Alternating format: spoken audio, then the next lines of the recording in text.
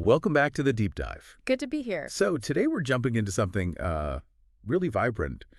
Baltic's new Hermétique summer collection. Yeah, those colors definitely caught my eye. Totally. Our mission, as always, is to kind of quickly pull out the key takeaways for you from the sources we looked at. Cover the design, the tech specs. And really, what makes these watches stand out beyond just looking bright and fun? Exactly. So let's start right there.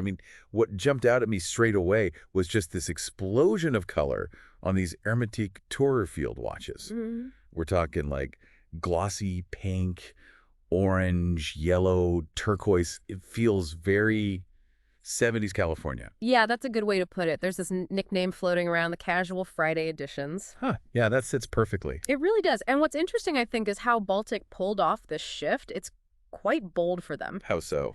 Well, it contemporizes the look, brings in these glossy, bright colors, but without losing that vintage-inspired design that the Hermétique is known for. Right. They still feel like Baltic watches. Yeah. Exactly. If you think about their standard lineup for this model, it's matte finishes beige, green, blue, brown. Mm-hmm. And there's that bronze case option, too. Much more subdued, yeah. So this is definitely a deliberate summer splash, a way to maybe attract a different eye while keeping the core intact. Okay, so the colors are the big hook, the showstopper. Yeah. But, a summer watch needs to be more than just pretty. It needs to handle, well, summer. How's the actual build on this thing? Oh, it's properly built, especially considering the size. It's a neat 37-millimeter stainless steel case. It's a great size for a lot of wrists. Yeah, very wearable. And it's only 10.8 millimeters thick, 46-millimeter lug-to-lug, so it sits really nicely, mostly brushed finish, which is practical. Hide scratches better. Right. But you get that little pop from the polished bezel, and the crown design is quite clever. How's that? It's recessed into the case body itself. Integrated, almost, offers protection, keeps the lines clean. Oh, okay. Smart. And water resistance. That's key for summer. Absolutely. It's rated to 150 meters. Okay, so definitely good for swimming, beach days, that kind of thing. For sure. And it's got a double-domed sapphire crystal on top. Gives you that nice vintage distortion effect at the edges. Yeah, that. But also, sapphire means serial scratch resistance. Much better than mineral glass. Plus, it has an anti-reflective coating on the inside. Ah, good for legibility in bright sun, then. Crucial, yeah. Reduces glare significantly. And speaking of legibility, how does the dial itself hold up? Especially with these new glossy centers. They clearly thought about that. You've got this brushed black railroad track around the perimeter. Provides good contrast. Exactly. Makes the edge really crisp against those glossy colors in the middle. And then the markers applied indices and Arabic numerals at 12, 3, 6, and 9. Standard field watch layout. Right. And they're filled with Super-LumiNova BGW9. That's one that glows blue, right? Bright stuff. Yeah, very popular choice. Glows brightly for a long time. The hands, too. The syringe hour and minute hands have matching lume. Even the Lollipop seconds hand has a little lume plot in it. So, easy to read, day or night, no matter which color you pick. Pretty much, yeah. They've nailed the legibility aspect. Okay, so we've got the looks, the solid build, clear readability. What's making it tick? What's the movement inside? They've gone with the Miyota 9039 automatic movement. Okay, Miyota. Reliable stuff, usually.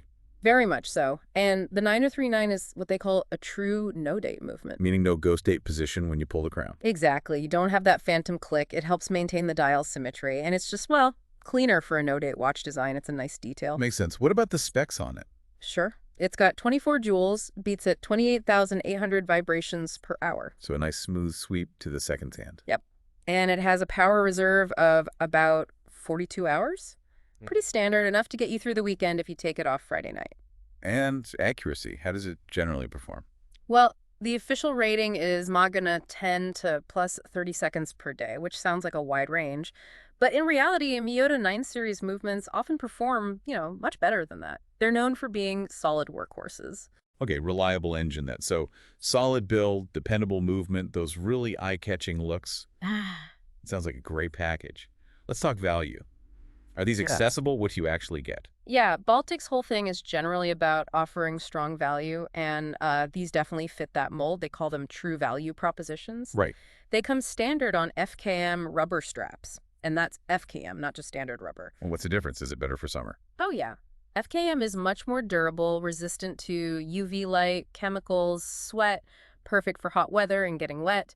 And these straps match the dial colors. Cool. Nice touch. And they have quick-release spring bars. Easy strap changes. Always appreciated. Definitely. So on the rubber strap, the price is €550 before tax. Okay, that feels pretty reasonable for everything you're describing. Right. And if you prefer a bracelet, you have two options.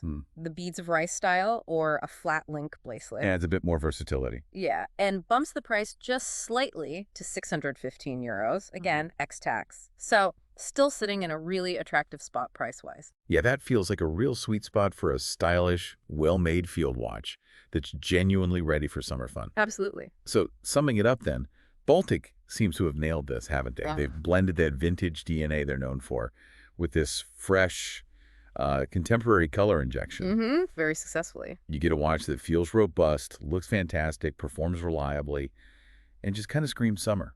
It's a really well-executed concept. It really is, and maybe it leaves you with something to think about. In a world that's just overloaded with information, endless options, products trying to be everything, what can you learn from something like this? A watch that really focuses on a clear purpose, accessible design, and, well, just being joyful.